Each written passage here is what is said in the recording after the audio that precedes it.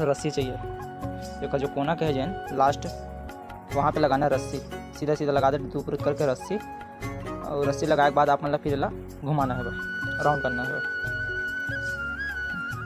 आप मन अगर बहरी बांधे हो तो कमेंट में जरूर बता कौन कौन बहरी बांधे अपन अपन घर में और कैसे बांधे। ये तो मतलब जैसे आते हैं वैसे बांधे हवा, तो आप मन कमेंट में बता कि अब कैसे टाइप बांधे।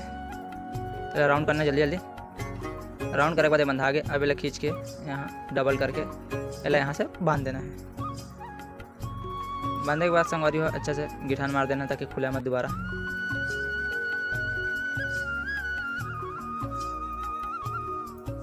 तो संगवारी इसने घर का छोटा मोटा काम के आप मतलब वीडियो इसने देखा मिलत रही आप मतलब देखे बार कमेंट करा, लाइक करा, शेयर करा।